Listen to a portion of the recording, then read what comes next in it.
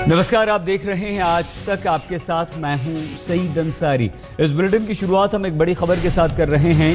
हरियाणा के मुरथल में कथित रेप के मामलों में सामने आने के बाद सोनीपत पुलिस अब जाग गई है, जांच शुरू कर दी गई है। लेकिन पुलिस का कहना है कि अब तक दुष्कर्म की बात सामने नहीं आई है।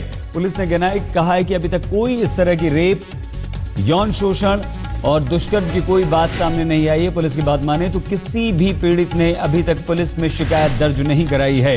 वैसे इस मामले के तूल पकड़ने के बाद पुलिस ने एक हेल्पलाइन नंबर जारी कर दिया है, साथ ही ईमेल आईडी भी जारी की गई है। तो अगर कोई अपनी पहचान छुपाकर हेल्पलाइन नंबर पर अपनी शिकायत दर्ज करवाना चाहता है तो वो कर सकता है, ईमेल भी कर सकता है। रेप के मामले में और जानकारी भी पुलिस ने मांगी है, फोन से या ईमेल से। तो मुरथल में कथित रेप पर पुलिस का बयान आया है कि ऐसा कोई भी केस अभी तक हमारी किसी भी थाने में दर्ज नहीं हुआ है। तो पुलिस ने ये बात कही है। सोनीपत पुलिस ने जारी किया है हेल्पलाइन नंबर भी, जिस पर फोन करके अगर किसी के साथ दुष्कर्म की कोशिश हुई है, किसी के साथ दुर्व्यवहार हुआ है, किसी लड़की महिला के साथ, तो वो अपनी शिकायत यहां पर दर्ज करवा सकती है। तो एक ईमेल भी दिया गया है, हेल्पलाइन नंबर भी दिया गया है, लेकिन पुलिस ने इनकार किया है फिलहाल कि कोई मामला हमारे पास दर्ज नहीं करवाया गया है। तो मामले की जांच में जुटी गन्नौर पुलिस के अधिकारी डीएसपी सतीश कुमार से बात की है हमारे संवाददाता नितिन जैन ने। 21 तारीख की रात को जाट आंदोलन के दौरान नेशनल हाईवे 1 पर मुरथल में क्या हुआ, इसकी अब जांच शुरू हो चुकी है और इस वक्त हमारे साथ हैं डीएसपी गन्नौर सतीश कुमार जी। सर, अभी तक आपने क्या तफ्तीश की और क्या स्टेटस है? देखिए, जब से ये खबर पड़ी है तब से हम भी बड़े गहराई से इस मामले की जांच कर रहे हैं। जो लोग इसमें गाड़ियां जैसे जिनकी जली हैं उन लोगों से पूछताछ कर रहे हैं। आसपास के जो उस समय पर ढाबे वाले लोग जो रेस्क्यू कर रहे थे, लोगों की हेल्प कर रहे थे, उनसे हमने पूछताछ की है। अखबार की खबर में जिन लोगों का नाम छपा था उनसे पूछताछ की है।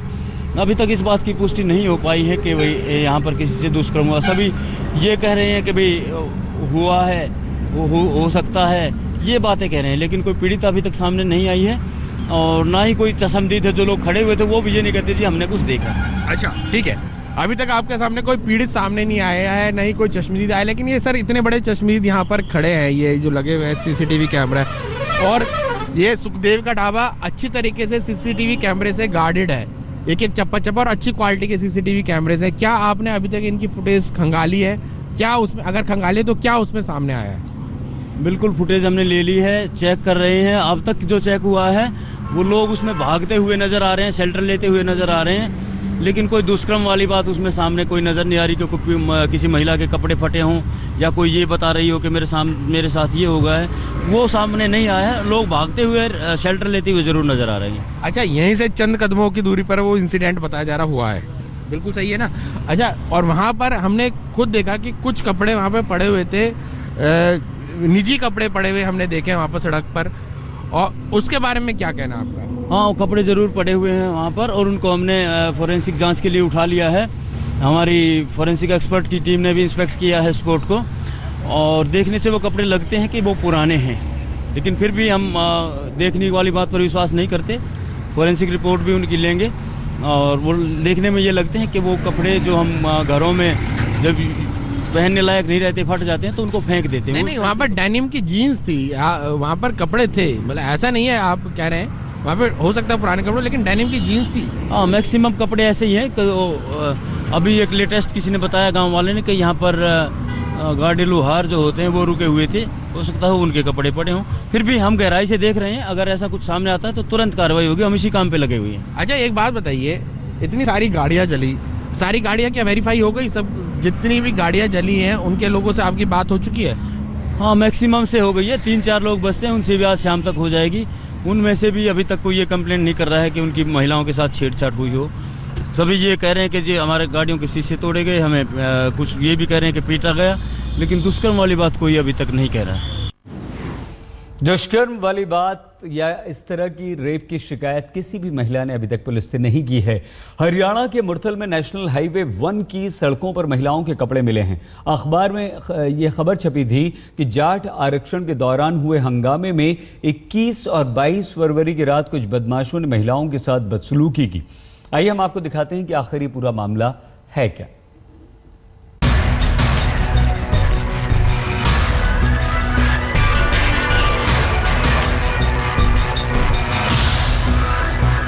आरक्षण के लिए जाट आंदोलन के दौरान हिंसा, आगजनी, तोड़फोड़ और बर्बादी का आकलन अभी जारी है। लेकिन सोनीपत के मूर्थल से आई ये खबर बेहद डराने वाली है। नेशनल हाईवे पर महिलाओं से दरिंदगी, सड़क पर मिले महिलाओं के कपड़े, करीब 10 महिलाओं के साथ बदसलूकी की आशंका। मूर्थल में जो कुछ हुआ उसकी हकीकत बताने की हिम्मत अभी कोई नहीं जुटा पा रहा है। न तो पुलिस के पास किसी पीड़ित की शिकायत आई है और न ही कोई चश्मदीद कुछ बताने के लिए तैयार है। लोग गाड़ी मालिकों के साथ लूटपाट और आगजनी की बात तो मानते हैं, लेकिन महिलाओं के साथ क्या हुआ, आखिर कैसे उनके कपड़े इस तरह सड़कों पर आ गए, कुछ नहीं पता। लेकिन क्या सच्चाई को तलाशने की कोशिश भी हो रही है? क्या पुलिस ने यह जानने की कोशिश की कि जली हुई गाड़ियों के पास मिले महिलाओं के कपड़े कैसे आ गए? इस जगह के सामने ढाबा सुखदेव है और ढाबे के बाहर नाइट विजन कैमरे लगे हैं। हो सकता है कुछ महिलाएं दरिंदगी से बचने के लिए ढाबे की तरफ भागी हो सकता है उस रात को जो कुछ हुआ उसके कुछ सबूत कैमरों में कैद हुए हों। क्या पुलिस ने ढाबे के मालिक से कोई पूछताछ की है? क्या पुलिस इन कैमरों में कैद तस्वीरों की जांच कर रही है? आखिर पुलिस किसी शिकायतकर्ता के सामने आने का इंतजार क्यों करती रही, जबकि सड़क पर दरिंदगी की तरफ इशारा करने वाले सबूत बिखरे पड़े हैं? इस घटना पर पुलिस की कार्रवाई कहां तक पहुंची, ये भी सुन लीजिए।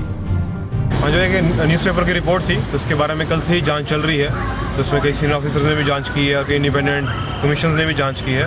तो आज मैं भी यहाँ पे चेक कर रहा हूँ, एरिया को सर्च कर रहे हैं और बातचीत कर रहे हैं लोगों से। तो जो पहले की जो रिपोर्ट्स है वही सेम ही रिपोर्ट आई है, जो इस बात की पुष्टि नहीं हुई है।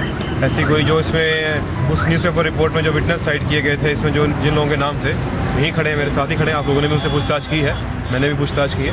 तो उन्होंने बिल्कुल इस बात को नकारा है, सिरे से कहा है कि हमने ऐसे कोई बयान नहीं दिया, हमारे सामने ऐसा कुछ भी नहीं हुआ। बेशक हिंसा और आगजनी के बीच किसी भड़काने वाली खबर को दिखाना। और इस वक्त हमारे साथ हरियाणा के DGP YP Singhal phone line पर जुड़ चुके हैं। बहुत धन्यवाद सिंघल साहब। लेकिन प्रेस कॉन्फ्रेंस भी इस वक्त हो रही है उनकी, सीधे लिए चलते हैं। श्रीमती भारती दबास डीएसपी, श्रीमती सुरेंद्र कौर डीएसपी, ये 3 महिला पुलिस अधिकारी अपने अपने मोबाइल नंबर पे 3 बजे से आज से उपलब्ध रहेंगी। Mobile number doctor Rajshree Singh के हैं 9729995000। श्रीमती भारती दबास 8053882302। श्रीमती सुरेंद्र कौर 9729990760। डॉक्टर राजश्री सिंह 9729995000। श्रीमती भारती दबास 8053882302। श्रीमती सुरेंद्र कौर 9729990760। कल से अगले आदेश तक ये तीनों अधिकारी सोनीपत में अवेलेबल रहेंगी। मैं आपके माध्यम से जनता से ये रिक्वेस्ट करना चाहता हूं कि किसी के पास कोई सूचना, कोई ऑडियो क्लिप, कोई वीडियो क्लिप, कोई भी एविडेंस अगर किसी भी इस प्रकार के अपराधों के बारे में अवेलेबल है तो इस कमेटी के किसी भी मेंबर को आप फोन कर सकते हैं या अपनी कन्वीनियंस पे कहीं भी लोकल पुलिस को भी फोन कर सकते हैं। मैं ये आपको विश्वास दिलाना चाहता हूं कि सरकार इस बारे में बहुत सीरियस है और हम टॉप प्रायोरिटी पे पूरे कंपैशन के साथ, सेंसिटिविटी के साथ इन मुकदमों का इन्वेस्टिगेशन करेंगे और कोशिश करेंगे कि जल्दी से जल्दी मुलजिम पकड़े जाएं और उन्हें सख्त से सख्त सजा दी जाए। कोई भी आदमी जो ये सूचना देगा उसकी आइडेंटिटी को गुप्त रखा जाएगा और विक्टिम की आइडेंटिटी तो हम कानून के हिसाब से भी गुप्त रखते हैं।